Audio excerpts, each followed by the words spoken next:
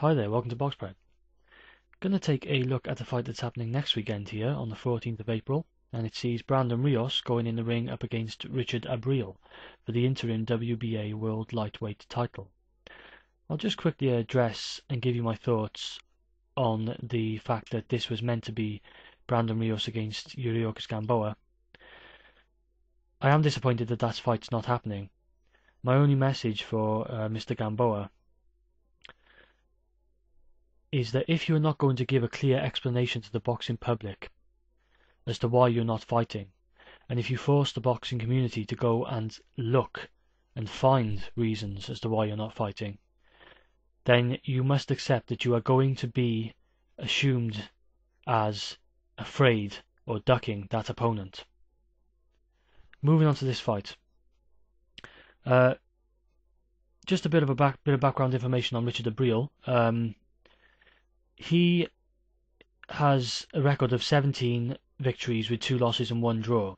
The 2 losses he had, he lost a split decision to Bradis Prescott back when Prescott was unbeaten. And in the following fight, Prescott actually knocked out Amir Khan.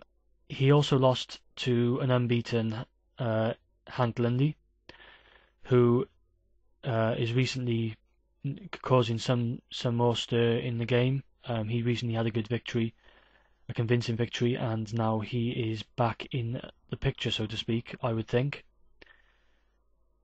He's coming off a victory by unanimous decision over Miguel Acosta, who Brandon Rios stopped in the 10th round.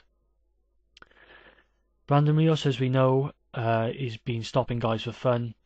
His last 3 opponents being Miguel Acosta, Urbano Antillon, and John Murray, all of whom he stopped. Now, to beat Brandon Rios, you really need to be a skilled mover who can stick to the game plan over the full 12 rounds. I think it helps to have a very good jab. Now, while Richard Abril is a good boxer, take nothing away from him, he is a solid boxer. That's why he's in this fight. I don't think he's going to be capable of doing that in this fight. I feel that after he got some knockdowns over Miguel Acosta on the way to beating him, and after this whole press conference altercation with Brandon Rios, I think that Abril will want to prove something in this fight. I think that may be a disadvantage to him. I think it might be a vulnerability of his in this fight. Basically, I'm expecting when Rios hits him for Abril to be pulled into something he wants no part of.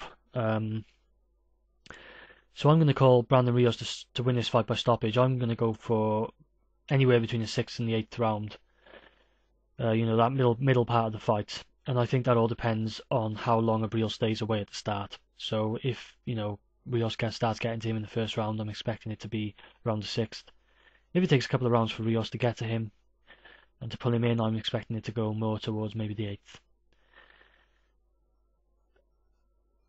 As we know, Rios is a pressure fighter. That's why I've been saying what I've been saying. That Abril needs the box. He needs to keep this on the outside. He doesn't want to get this inside because that's where Rios lives.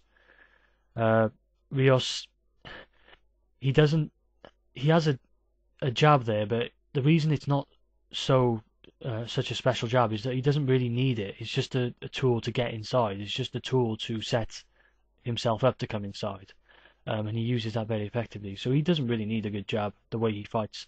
He likes to get in there, right in front of his opponent, and just basically slug it out.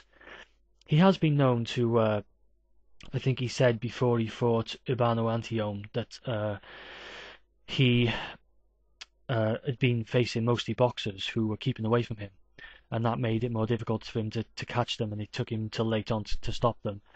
And against Antillon, who he stopped earlier, he did say that Antillon's going to be right in front of me, so he's going to be right there for me to catch early on, and that's what happened.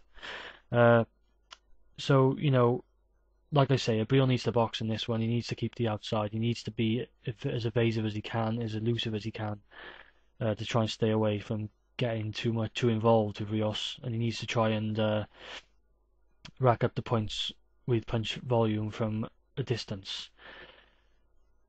So just to finally give my opinion on another thing, a question that some of you may ask is, should Brandon Rios get through this fight, will he be fighting or what's the likelihood of him fighting Juan Manuel Marquez? I can't see it happening myself. I think that Juan Manuel Marquez, as we know, is actually fighting Sergei Fedchenko at light welterweight now.